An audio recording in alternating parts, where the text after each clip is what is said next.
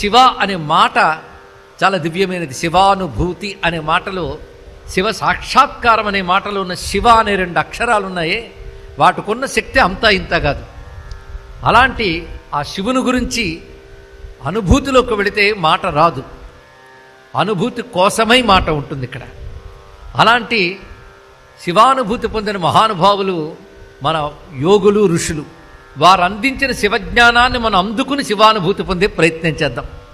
రామకృష్ణ పరమహంస ఆయన ఎటువంటి భక్తులు అందరికీ తెలుసు. ఆయన కాళీ భక్తులు, కృష్ణ భక్తులు, శివభక్తులు. ఇంతకీ ఎవరు భక్తులైన? భక్తులు, భగవంతునికి భక్తులు. ఆ ఒక్క భగవంతుడే శివుడని, కృష్ణుడని, కాళీ అని అనేక రూపములతో కనబడుతున్నాడు. వివిధ ఉపాసనా మార్గముల్లో చెప్పబడుతున్నవాడు ఒకడే పరమాత్మ.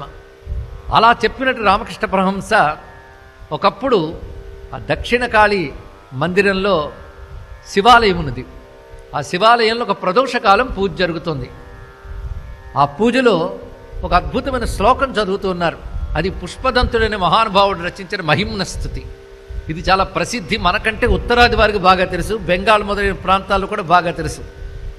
ఆ శ్లోకం చదువుతూ ఉండగా రామకృష్ణ పరమహంసకి ఒక సమాధి స్థితి లాంటిది వచ్చి పరుగున వెళ్ళి ఆ శివలింగాన్ని గాఢంగా ఆలింగనం చేసుకుని అశ్రువులతో, ఆనందాశ్రువులతో అభిషేకించారు ఆ శివుణ్ణి.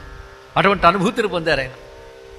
ఆ శ్లోకమే ఈ ప్రవచనానికి కూడా ఆది శ్లోకంగా భావన చేస్తూ, అసితగిరి సమం స్యాత్ కజ్జలం సింధుపాత్రే సురతరువర శాఖా లేఖినీ పత్ర ముర్వి లిఖతి యది గృహీత్వా శారదా సర్వకాలం తదపి తవ గుణానాం ఈశ పారం నయాతి. ఈ శ్లోకంలో ఉన్న భావానికి పరమహంస అంత అనుభూతి చెందారు.